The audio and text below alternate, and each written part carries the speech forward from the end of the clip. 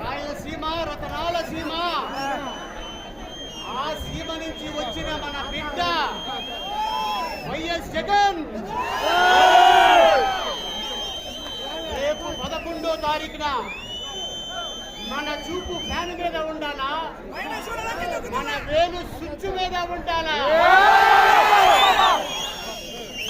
ఒక వ్యక్తిని పార్లమెంట్ పంపించాలా, ఇంకో వ్యక్తిని అమరావతి పంపించాలా? మీరందరూ గుర్తుపెట్టుకోండి, మే 23వ తారీఖు మనకి రిజల్ట్స్ వస్తున్నాయి.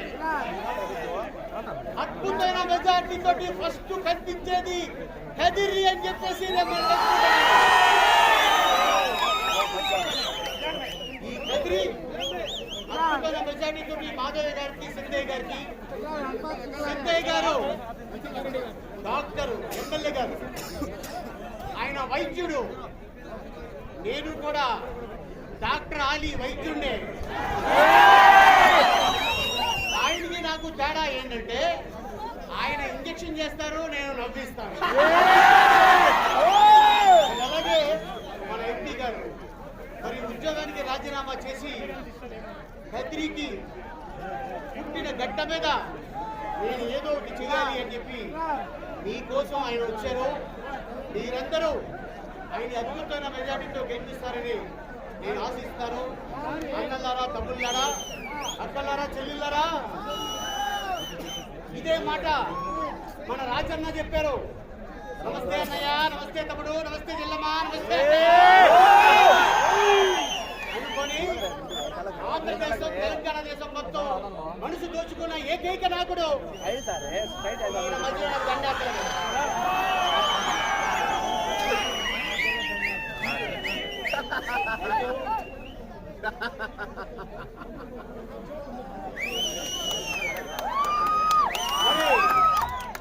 రాజన్న రాజ్యం, జగనన్నతనం సాధ్యం. నవరత్నాలు అనేది మీ అందరికి తెలుసు, ఎంత అద్భుతమైన పథకమో. ఆ పథకం రేపు రాబోయే తరానికి అద్భుతమైన పథకం. మన బిడ్డ ఏమనుకోవాలంటే, ఏనైనా నీ చిన్నప్పుడు కదిరి ఇలాగే ఉంది, నువ్వు పెద్దోడైపోయావు, నా చిన్నప్పుడు కూడా కదిరి ఇలాగే ఉంది, నేను పెద్ద అయిన తర్వాత కూడా కదిరి ఇలాగే ఉంది అని చెప్పుకోకూడదు. అందుకని అభివృద్ధి పొందాలంటే, అభివృద్ధి చెందాలంటే మన నాయకుడు రావాలి, జగన్మోహన్ రెడ్డి.